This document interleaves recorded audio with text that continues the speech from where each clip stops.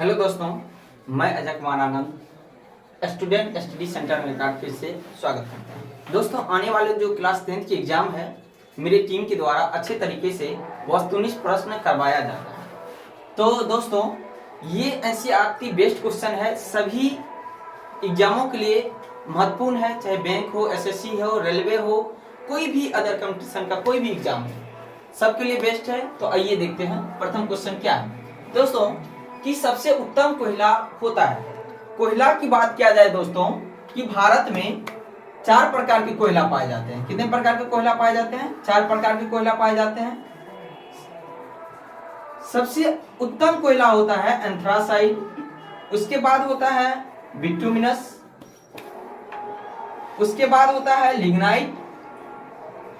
Lignite, और सबसे निम्न कोटि का जो कोयला होता है वो होता है पीट कोयला। दोस्तों, पूरे विश्व में भारत कोयले उत्पादन में चौथे स्थान पे है। पूरे विश्व में कोयला उत्पादन में भारत चौथे स्थान पे है। प्रथम स्थान की बात किया जाए तो कोयला उत्पादन में चीन है, दूसरा स्थान पे संयुक्त राज्य अमेरिका है, तीसरा स्थान पे ऑस्ट्रेलिया है, और चौथे स्थान पे भारत है, और 5वें स्थान पे जापान है। दोस्तों, एंथ्रासाइड एक ऐसे कोयला होते हैं जो जलने के बाद धुआं प्रदान नहीं करता है, और इसमें कार्बन की मात्रा 80 से 90% की मात्रा में होते हैं। और भारत में सबसे ज्यादा कोयले उत्पादन करने वाला राज्य जो है वो है छत्तीसगढ़। कौन है? छत्तीसगढ़।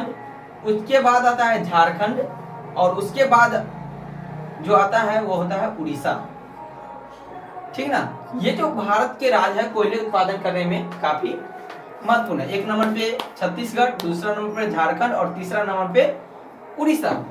दोस्तों, क्वेश्चन पूछा जाता है कि कोयला किस चट्टान में पाए जाते हैं, तो कोयला अवसादी चट्टान में पाए जाते हैं। किस चट्टान में पाए जाते हैं? अवसादी चट्टान में पाए जाते हैं। ठीक ना? कोयला किस चट्टान में पाया जाता है? दोस्तों, सबसे ज्यादा कोयला अवसादी चट्टान में पाया जाता है। आइए दूसरा क्वेश्चन का विश्लेषण जानने की कोशिश करते हैं। कहता है चिपको आंदोलन का नेता कौन थे?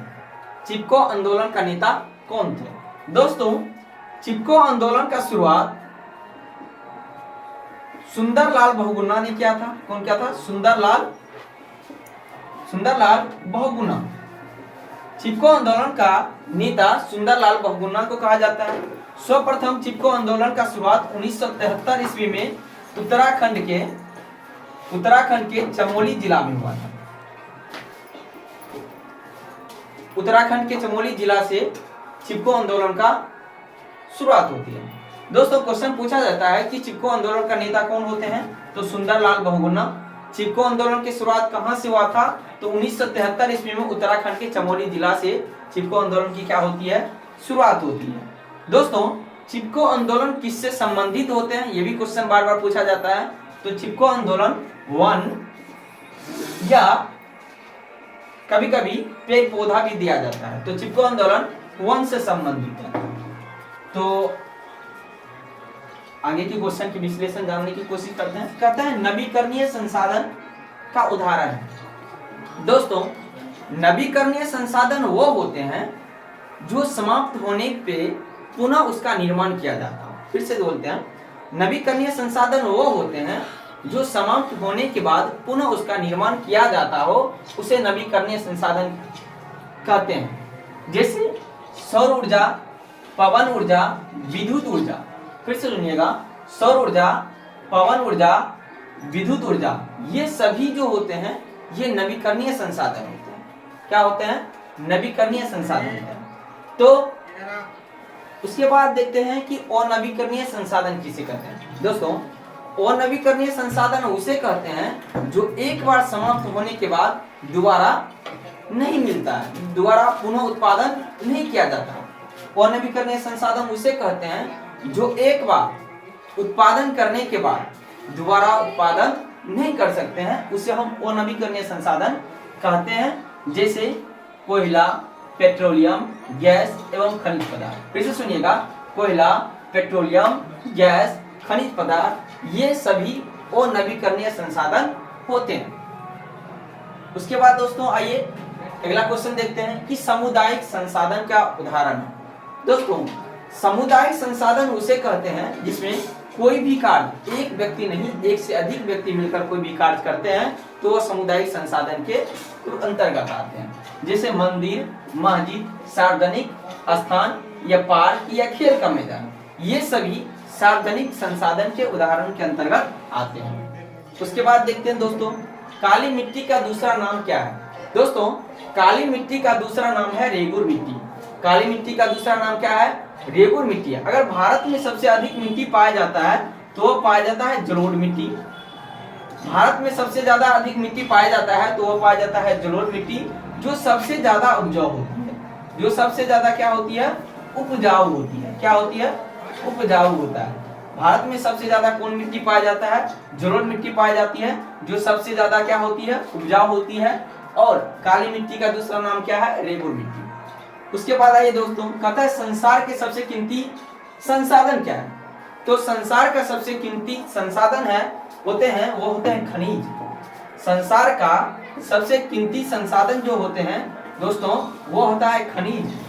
खनिज को आधुनिक भारत का रीढ़ भी कहा जाता है।